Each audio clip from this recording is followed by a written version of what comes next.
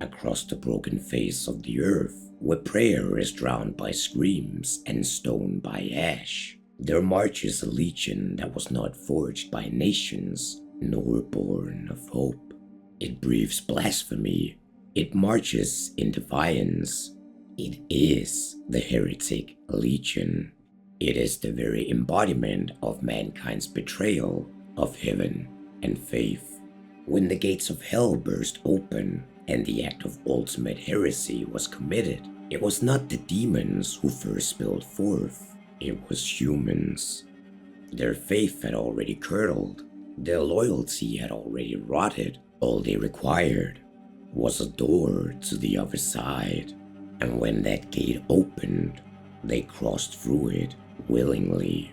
They cast down their cathedrals, they fed their children to idols, they melted the bells and shaped them into blades. Their cities were remade, cathedrals hung upside down over pits of living sacrifice, black pyramids plunging beneath the earth, and temples devoted to Baal, Mammon, and the calf of God. The streets ran not with rainwater, but human tallow, and across the rooftops hung crosses turned inside out, their victims weeping in silence. These are the domains of the damned, and at their center stands the Heretic Legion, the sword of hell made manifest, guided not by strategy, but by doctrine, led not by generals, but by infernal scripture. They are mortals, yes, but no longer men. They are oath-bound to ruin, and from the heart of the inferno, they advance.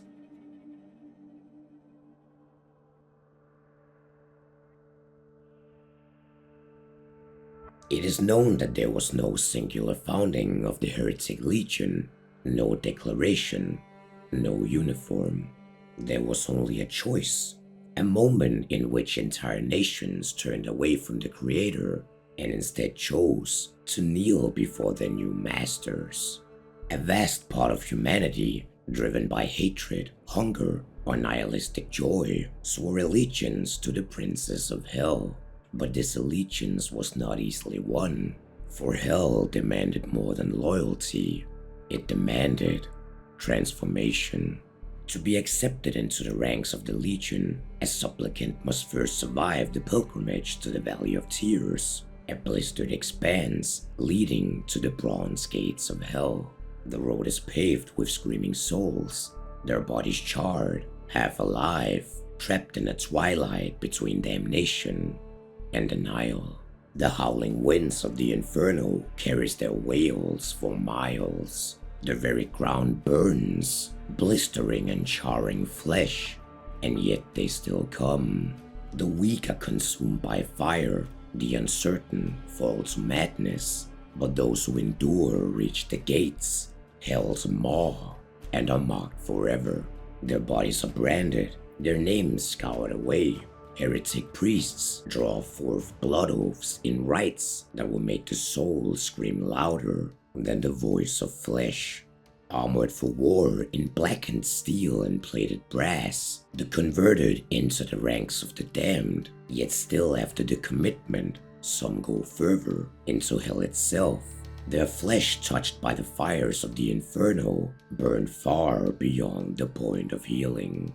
Should they manage to return, they are no longer legionnaires. They become something else, something higher, attaining a title that only the most dedicated heretics are able to claim. To join the Legion is not to enlist, it is to surrender everything from form, will, even mortality. It is a threshold from which one does not simply return, one does not waver, but in return for one's devotion, the Legion grants power, purpose, and the right to rend the world in the name of perdition. Thus the Heretic Legion was not founded, rather it was allowed to exist by hell, by flame, by oath.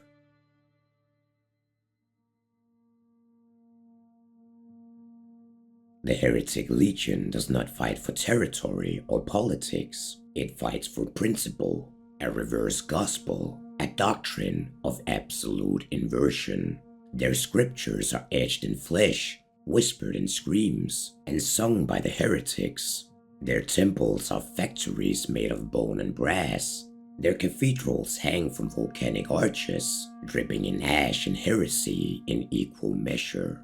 Their doctrine is enforced through public torment. Children are thrown to idols. Prisoners are carved over weeks, turning them into sacrificial relics, and disturbing marketplaces where human limbs are sold by weight. Each heretic serves a patron archdevil, Mammon, Baal, and others unspoken. They offer their flesh, blood, or betrayal in exchange for strength. In essence, the worship of these entities is not theoretical. It is a transactional relationship. The more one mutilates, sacrifices, or blasphemes, the more favor they accrue with their infernal patron. Priests oversee the commerce of corruption, granting blessings, weapons, and mutations to the faithful. The Heretic Legion's theology is one of unforgivable allegiance. Their rites are agonies. Their salvation is hell itself, for they do not see damnation as a punishment, but as freedom. Freedom from divine expectation, from guilt, from grace. They are no longer the creations of a higher being. They have become their own gods, and so they kneel, not in worship, but in defiance.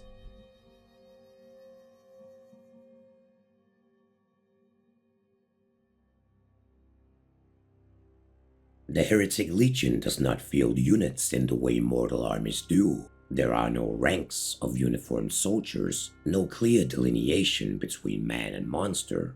Instead, what the Heretic Legion unleashes upon the world is a procession of desecration. Each warrior, each construct, each creature is a sermon in steel and flesh, written in the liturgy of ruin. These forces are not standardized, but they are consistent in their horror. The heretic troopers form the backbone of the Legion, and while they are still recognizable as human, it is only barely. Each one has passed through the Valley of Tears, taken the infernal oath, and been branded into servitude. Clad in infernal-forged armor, often welded directly into the skin, they wield corrupted rifles, flame-bursting weapons, and jagged melee implements forged from church bells and sanctified steel, twisted into mockeries. They fight with no regard for their own safety. They do not retreat. They do not scream, for they are not heroes. They are obligations fulfilled with fire. Then there are the anointed. They are the hulking brutes, the result of the few who survived the pilgrimage beyond the bronze gates into Inferno itself. Their flesh has been charred beyond recognition. Their wounds do not close. They are never permitted healing, for their torment is sacred. In return, they are given heavy Kahina armor, a suit of infernal plate, so heavy it is designed to withstand artillery fire. Their weapons are equally impressive: colossal multi-barreled rotary cannons, flame pikes, and cursed relic blades, far too heavy for any regular man to lift. Their presence is seismic. Their footsteps crack the ground, and their eyes burn like twin furnaces of eternal accusation. The werewolves are tamed monstrosities, if such a thing can be said of creatures bred from hatred, possession, and brood mutation. They are massive quadrupeds, armored in living brass and flayed skin, their bodies reinforced with spikes, shackles, and banners of bone. They are loosed in the vanguard, howling with unceasing hunger, often driven mad by heretic handlers to amplify their killing frenzy. Their claws are blade, their breath feeded toxin. They are a creature that worships only the kill. The artillery witch is a walking siege engine of unknown composition, which some suspect to be organic, while others speculate it might be mechanical, constructed in the death factories of hell. Through dark rituals and invocations, she's able to open portals as black as midnight into the bomb factories of hell, spawning an endless amount of destruction at her fingertips. At the bottom of the Heretic Legion, there are the wretched, the lowest caste of the converted. They are the failures, the malformed, and the punished. They are not deployed, they are unleashed. Their bodies are riddled with scars, mutations, burns, and surgical experimentation. Many are fused into each other, while some crawl, others sliver, some stagger into combat, gibbering in 100 dialects of pain, as weapons have been grafted onto their limbs, offered just enough strength to die on the front lines. They are not expected to win, they're simply expected to make others suffer. Then there are the elites, the heretic priests, the black-robed theologians of the Legion, who act not simply as commanders, but also gatekeepers of the soul. Their presence is marked by banners of scorched scripture, iron censers swinging with reeking smoke, and the shrieking of bound slaves, offered mid-march in acts of impromptu devotion. They oversee the initiation rites, brand the flesh of new legionnaires, and invoke blessings from their archdevil patrons before a battle. Often surrounded by shrines of meat and gold, they serve as walking altars, both feared and obeyed without question. Their sermons are often heard mid-slaughter, screamed over the gunfire as if they preached in competition with the carnage itself. The heretic death commandos are not berserkers, neither are they savages. They are precision butchers, the Legion's answer to infiltration, sabotage, and silent dread. Trained in absolute loyalty and unfeeling brutality, death commandos are deployed in small bands to strike at the heart of enemy formations. Wearing lightweight rune-edged armor, their faces are often hidden behind featureless masks, and their weapons can range from anything to infernal blades to toxin-emitting pistols. Their kills are ritualistic, and their purpose is purely to unmake. The heretic chorister is mockery made animate. They are the embodiment of the ultimate rebellion against their creator, for suicide is a mortal sin, and sacrificing yourself to the glory of hell is one of the greatest affronts one can pose to God. After committing ritualistic suicide, the choristers are resurrected from the most depraved dead, created with the intention of mocking divine music. Their severed heads and throats are ripped open, singing in unholy hymns that cause insanity, ruptures eardrums, and boil synapses. The sound of their voices can stagger troops, drive the faithful mad, or invoke blasphemous rapture in nearby heretic forces. Their chants are not lyrics, they are curses disguised as melody. Where the church marches in ranks and under banners, the Heretic Legion surges like a flood of bones, iron, and vomited scripture. There is no salvation here, only service, and hell is always recruiting.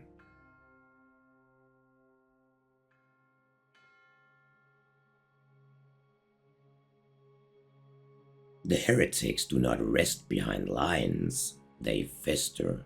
Within the territories surrendered to hell, there are no cities in the human sense, no culture of peace, no hierarchy that exists outside of torment. What the Legion calls civilization, others would name a waking nightmare. Their markets deal in meat, not currency. Human flesh is sold by the pound, bartered in iron stalls adorned with burning sigils and screaming flayed skin. The highest coin is silver, Judas silver, engraved with the name of archdevils and slogans of blasphemy, always tarnished, never warm. Towering over these trade pits are the idols of Baal, constructed from melted weaponry and bone. At their feet, firstborn children are thrown into furnaces as living tribute. Nearby, temples of the golden calf throb with music made from bone flutes and hollowed lungs, while naked supplicants mutilate themselves to win the favor of greed's patron prince, Mammon. Everywhere within society, the heretic priesthood maintains order, not through law, but through spectacle such as public flayings and inverted crucifixions. Factories belch out smoke and screams in equal measure. Cathedrals turn foundries, powered by the bound and the damned, forging weapons in accordance with Tartarus's metallurgical dogma. It is believed that the air itself within these dominions is not entirely natural, altered, perhaps cursed, such that it no longer carries sound that humans recognize. Instead, it transmits only lamentation. Yet despite its ludicrousy, even in these hellish parodies of civilization, status still exists.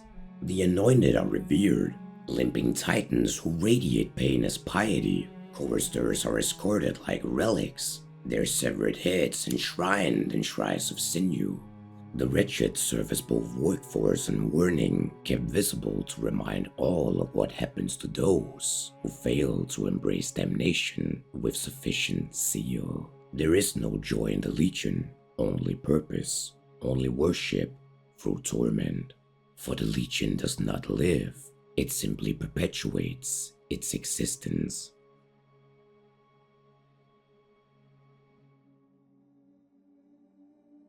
The war waged by the Heretic Legion is not about borders, neither is it about victory in the traditional sense. For the heretics, it is a war of inversion, a theological assault against the concept of divine order itself. They seek not to merely kill the faithful, but to unmake their worship entirely. Churches are not simply burned, they are defiled, their altars repurposed into breeding pits for war beasts. Their bells recast into weapons, and their sacred text shredded to bind the handles of infernal blades. In their war, the Heretic Legion deploys not just soldiers, but conceptual contamination. Their naval raiding fleets operate with autonomy under high captains, striking deep behind enemy lines, dragging prisoners into the sea to drown in infernal rites. Their marine infantry, trained for sudden strikes, often infiltrate by night, setting fire to supply lines, blaspheming shrines, and disappearing before dawn. Their objective is not annihilation, it is transfiguration, to turn all things holy into horror, all beauty into suffering, and all structure into chaos. It is the deepest of virtues within them to rewrite the world in the image of hell. And in this process, the Heretic Legion recognizes few enemies. Those who do not serve their cause are either fuel or prey, and those who resist are marked not simply for death, but for exemplary punishment. The Church remains the primary opposition to the Heretic Legion. Its rituals, saints, and relics are a direct affront to the Legion's entire theological existence. As such, it is hated not just strategically, but spiritually as well. The Legion targets bishops, desecrates shrines, and captures holy women for transformation into inverted saints. Mockeries carved into statues and weaponized icons of perverted devotion. Even the most mundane acts of church authority, baptisms, exorcisms, ordinations, are considered declarations of war by the heretic priesthood.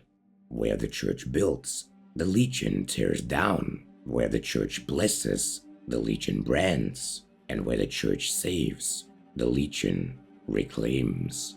Similarly, the Iron Sultanate is not just an enemy, they are a very insult to their existence. The wall is a miracle of divine protection, a symbol of submission to God's will, and an impenetrable bastion that rejects the Legion's wrath at every turn. Every assault against it becomes a ritual in itself, not merely a strategic offensive, but a direct theological contest. But while the Legion never ceases, the Sultanate holds firm. and the wall, which in the eyes of hell must fall, has for all intents and purposes never been conquered. And until that day, until the wall of Iskander crumbles, then the war and the campaign of the heretics cannot be completed. Then there are the trench pilgrims. In all aspects of enemies and alliances, there is no faction that the Heretic Legion loathes more than the trench pilgrims. These are the relentless believers who do not fear pain, who seek martyrdom, who burn and bleed with greater fervor than the heretics themselves. They are not disciplined, but they are fanatical. They chant through gunfire, they smile through suffering, and they drown heretics by the thousands in prayers and mud alike. To the Legion, they are not adversaries, they are aberrations, faith unbroken, even in madness. Their very existence is offensive, their processions are affronts, and for this, they are often given the worst of deaths on the battlefield. But important is it to understand that the Heretic Legion does not wane, it festers. Despite every campaign launched against them, despite the countless dead, despite the trenches being filled with their burning corpses, the Legion continues to persist, not in spite of its corruption, but because of it. They no longer need converts, they no longer need to convince. The taint of their corruption simply spreads on its own. From the bleeding gates of hell, new legions rise daily, each more depraved than the last, and the fields of the Valley of Tears remain choked with the dying and the hopeful as thousands continue to crawl toward damnation, not coerced, never forced, but drawn by the promise of oblivion shaped into power. Entire cities have gone silent behind the heretic lines, not destroyed, but repurposed, converted into fleshworks, idol forges, and parish foundries, where their sermons are recited through the screams of the vivisected. Some of these cities that were once sanctuaries, holy sites, and even crusader strongholds are now factories for war, echoing with laughter and bleeding forever. Yet in the ongoing state of the war, reports speak of new aberrations and changes in the waves of reality itself. At the heart of it all, the heretic priesthood no longer preaches conquest. They speak with conviction of the great collapse, a final sacred inversion. It is an event which they believe that heaven itself will not fall through battle, but by invitation, temptation, and corruption. It is in this inversion of reality that the heretic does not offer an end, but rather continuation. A world where pain is not the price, but the currency, where faith is not broken, but bent backward, where every church bell tolls in mockery, and every prayer is answered with a knife. The future as we know it is comical in the eyes of the Legion. What they seek is progression, downward, inward, deeper. They aim to push us past mercy, past meaning, until the soul itself is just another resource to be traded, spent, and weaponized. And as long as man continue to be man, weak, selfish, greedy, they will continue to grow. They will continue to spread. Because too many, blinded by their self-centered aspirations, do not think to contemplate that the price for sacrificing their present is the toll of suffering for eternity.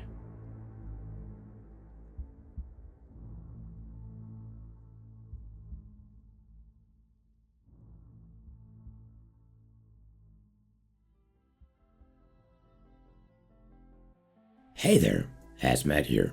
That covers the Heretic Legion, and in the next one, we're moving on to Beelzebub's own faction, the Cult of the Black Grail. If you've enjoyed this episode, then make sure to let me know in the comments below. As always, a big thanks goes out to the Hunters Lounge, specifically the exclusive Johnny Sevens, the exclusive Warmonk, the exclusive Geechee Boy, the exclusive The Coyote, and the exclusive Rat. The VIPs, Corvo Bearslayer, Derivative, Doc Powell, Gino Lucero, Goose, Hambone, Jimino Bob, Corey Peterson, Michael Thornhill, Mortef Menace, Ryan, Slip, Stas Biestek, Sunrise Phoenix, TJ Crane, Texas Toast, and the Wizard of Copper.